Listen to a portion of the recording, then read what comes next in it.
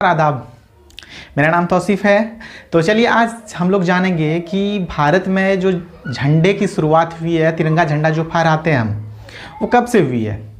आज 22 जुलाई है।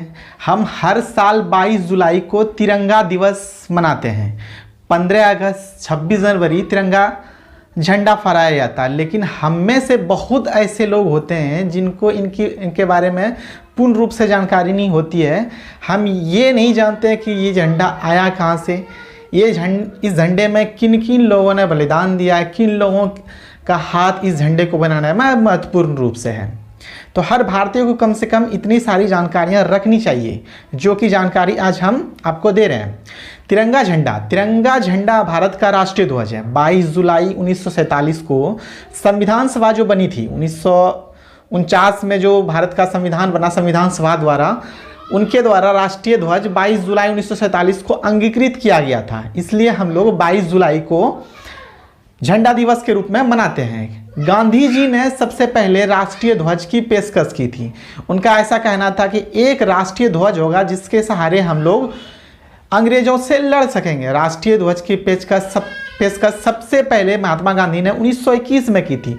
तब उन्होंने 2 रंग के झंडे की बात कही थी।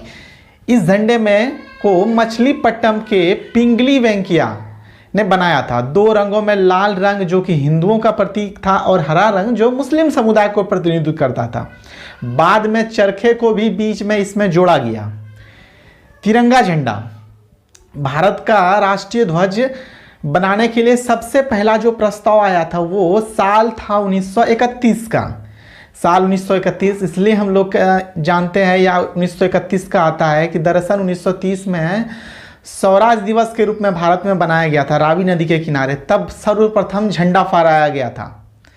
तो उस दौरान स्वतंत्रता भी आंदोलन जोरों पर थी। गांधी जी एक से एक बड़े आंदोलन कर रहे थे, चाहे वो चौरा चौरी के बाद का जो नमक यात्रा आंदोलन 1930 में किया गया था, वो चरम पर था। सेनानियों को इनकी ज़रूरत थी एक झंडे की जिसके सहारे वो देश का प्रतिनिधित्व कर सके।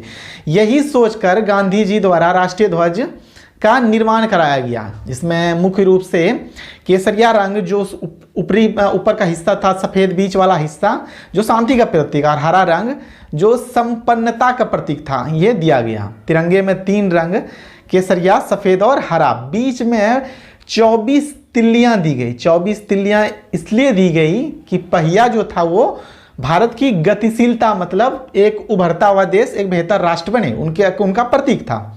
और हरा और केसरिया हम लोग जान गए।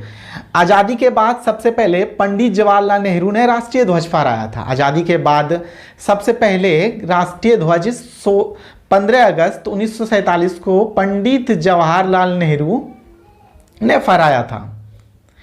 अभी हम लोग 15 अगस्त 26 जनवरी को राष्ट्रीय ध्वज फहराते हैं।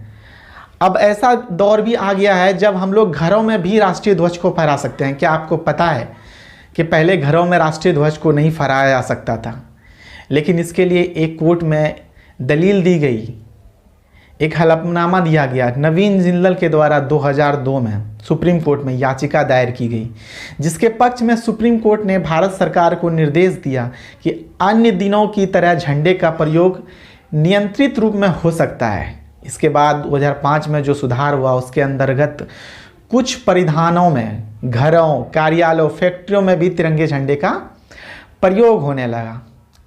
चलिए जानते हैं तिरंगा झंडा आखिर जो बनता है वो कहाँ पे बनता है। खादी का बनता है मूल रूप से।